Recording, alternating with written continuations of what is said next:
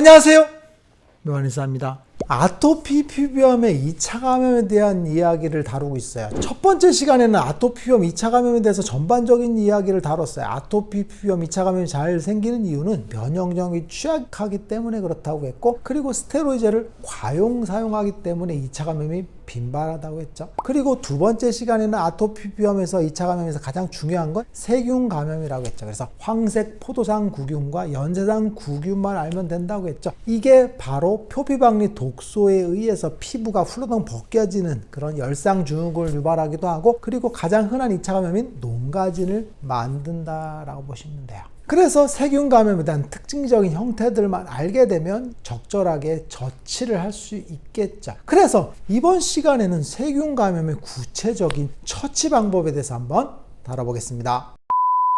아토피 피부염에서 특징적인 증상 중에 하나가 바로 아토피 피부염과 2차 감염이 잘 되는 그런 거라고 했죠. 그래서 습진성 질환 중에서 2차 감염이 거의 안 되는데 아토피만 2차 감염이 잘 된다라고 얘기했죠. 그래서 잘 되는 이유 중에 하나가 뭐냐면 긁음으로써 세균 감염이 잘 침투를 하고, 그리고 면역계가 약해지기 때문에 면역 억제 작용에 의해서도 세균 감염이 잘 된다라고 했죠. 그래서 특별히 소아 같은 경우에 아토피 피부염에서 세균 감염이 취약하다라고 보시면 될 것 같아요. 그래서 자연적으로 세균 감염을 예방하는 방법은 외상을 방지하는 거죠. 외상 방지라고 하니까 굉장히 거창한 것 같지만 실제로 가려워도 긁지 않고 좀 참아주라는 얘기죠. 그래서 최대한 손 접촉을 막고 긁는 것에 의해서 열린 상처로 세균이 들어가지 않도록 하라는 얘기입니다. 포도상 구균 같은 경우에 역학적인 걸 따져보면 주로 피부, 그리고 구인두, 위장관, 비뇨생식기에 많이 생기죠. 여기서 중요한 게 뭐냐면 피부와 구인두, 그리고 비뇨생식기에 분포한다는 겁니다. 아이들 같은 경우 손으로 콧구멍을 잘 파죠. 그리고 피부를 만지게 됩니다. 그리고 아이들 같은 경우 생식기를 만지는 경우들이 많죠. 그 손으로 또 피부를 만지기 때문에 피부에 세균 감염이 굉장히 잘 일어난다 보시면 될 것 같아요. 그래서 아이들 같은 경우 세균 감염이 잘 됐을 때 특징이 뭐라고 했어요? 콧물 같은 병변이 발생한다 그랬죠. 코 밑에 노란 벌꿀형 형태를 보이거나 입 주변에 또아리를 튼 특징적인 양상들, 그리고 귀가 찢어지는 양상들이라고 했죠. 귀 열상, 이런 것들이 세균 감염이 가장 흔한 형태라고 보시면 돼요. 그리고 또 하나의 형태는 엉덩이에 발생을 하는 거죠. 아이들 같은 경우는 엉덩이를 많이 긁고 생식기를 만진 손으로 또 긁기 때문에 2차 감염이 굉장히 잘 생기죠. 그래서 영아토피 같은 경우 손싸개를 해주는 게 굉장히 중요합니다. 손싸개를 해주면서 피부를 긁지 못하게 하면 아이들은 힘이 없기 때문에 감염의 확률이 굉장히 낮아지죠. 그리고 투비 패스트 같은 걸 이용해서 피부를 외부적으로 보호하는 것들도 굉장히 중요합니다. 그래서 아이들 같은 경우는 철저하게 피부를 보호해주고 감싸주는 게 필요하다고 보시면 돼요. 그리고 두 번째는 코 점막 관리입니다. 세균이 가장 많이 사는 부위는 사실은 코, 그리고 비인두, 그리고 비뇨생식기라고 얘기했죠. 그래서 코 같은 경우에도 아토피 피부염에서의 원상이 되는 세균들이 굉장히 많습니다. 그래서 코 속의 밀도가 굉장히 높거든요. 그래서 아이들 같은 경우에 콧물이 많이 나는 경우는 반드시 코 세척을 해주거나 코를 적절하게 관리해 주는 게 좋습니다. 그래서 식염수 세척 같은 걸 해주는 것도 중요하고, 그리고 세안 같은 거 할 때도 콧물을 닦아내고 코를 손으로 헹궈 주는 것들이 필요하다고 했죠. 그래서 세안할 때도 손가락 같은 거나 면봉 같은 걸로 코 안을 세척해줘서 코의 점막의 세균의 농도들을 낮춰주고 밀도를 낮춰주는 게 굉장히 중요하다 보시면 돼요. 그리고 아토피 피부염에서 세균이 가장 많이 사는 건 당연히 피부입니다. 그래서 아토피 환부를 위생적으로 관리해 주는 게 좋겠죠. 아토피가 심해지면 환부가 넓어지죠. 그리고 피부 장벽이 무너지기 때문에 뭐가 나온다 그랬어요? 타이트 정전이 약해지니까 진물이 흐른다고 했죠. 그 진물은 세균이 먹기 좋은 영양 성분이고 세균이 살기 좋은 집이 되는 겁니다. 그래서 진물을 통해서 영양소를 얻는 황색 포도상 구균 같은 경우는 진물이 낮다 하면은 세균 감염이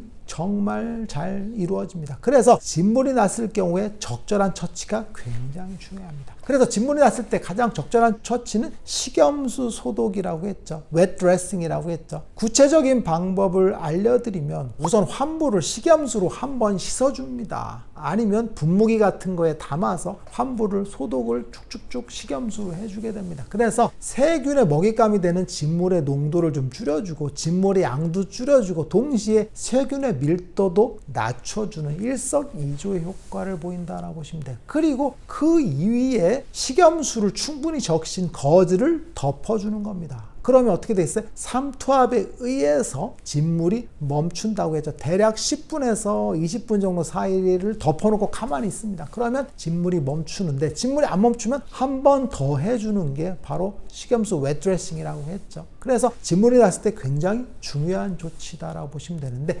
세균 감염도 막는 조치다라고 보시면 돼요.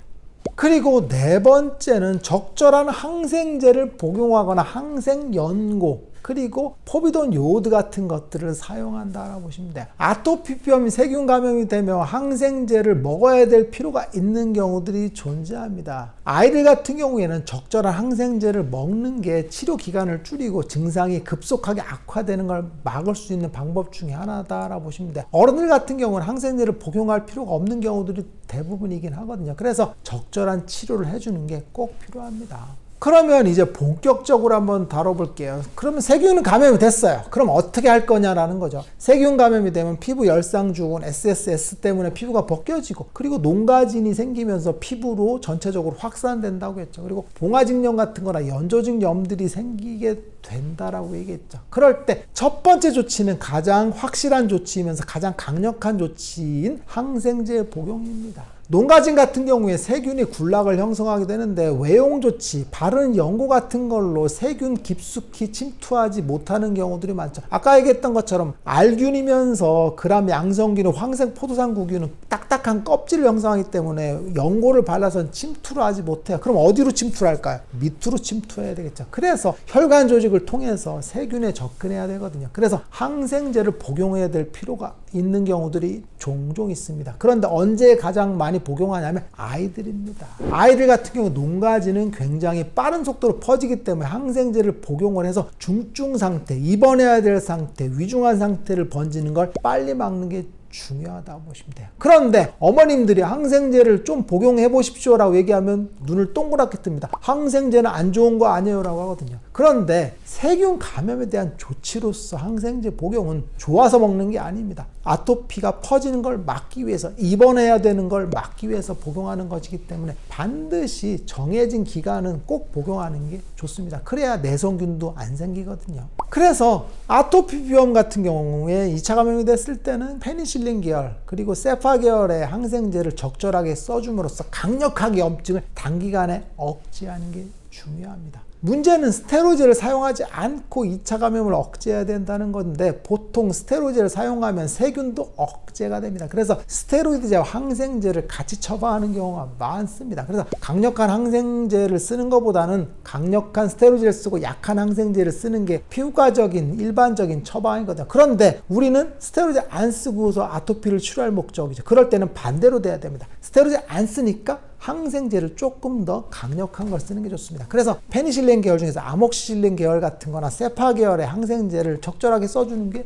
굉장히 중요할 것 같습니다. 그리고 그 다음 조치는 항생연고의 사용입니다. 보통 항생연고는 에스로반, 후시딘 같은 것들이죠. 그래서 예방적인 조치로도 아토피 환부에 사용하는 경우들이 많고 2차 감염이 됐을 때도 사용하는 경우들이 있습니다. 그런데 문제가 뭐냐면 약합니다. 약해서 항생제를 복용하는 것에 비해서는 택도 없이 2차 감염을 억제하지 못하는 경우들이 많습니다. 그때 필요한 게 뭐냐면 세 번째, 포비돈 요오드입니다. 포비돈 요오드는 항생연고보다 더 효과적으로 2차 감염을 억제합니다. 그러면 포비돈 요오드가 뭐냐면 우리가 흔히 빨간 약이라고 하는 거죠. 빨간 약을 환부에 도포하는 겁니다. 그러면 포비돈 요오드를 사용하는 구체적인 방법을 알려드릴 테니까 2차 감염 의심되면 꼭 이렇게 해보십시오. 준비물은 뭐냐면 포비돈 큰 것을 사용하는 게 좋습니다. 보통 약국 가면 500cc 같은 걸 팔거든요. 이걸 락앤락 같은 데 담습니다. 그리고 거즈를 그 안에 5개에서 10개 정도를 미리 담가 놓습니다. 충분히. 그래서 준비물을 준비하고 첫 번째 환부를 식염수로 세척을 합니다. 거즈를 이용해서 소독을 해도 되고 분무기에 식염수를 담아서 환부에 뿌려도 됩니다. 그래서 세척을 하는 게 첫 번째 단계. 두 번째 단계는 아까 담아놓은 포비돈에 충분히 적신 거즈를 환부에다 덮는 겁니다. 그걸 10분에서 20분 정도를 덮어둔 상태가 되는 겁니다. 그리고 시간이 지나면 돌돌돌돌돌돌 말아서 제거를 하는 겁니다. 그리고 2차 감염이 심한 경우는 한 번 더 해주는 게 일반적이죠. 그래서 식염수로 닦아내고 포비돈 거즈로 덮어주는 두 번의 과정을 거치는 게 일반적인 집중 소독 방법이다라고 보시면 돼요.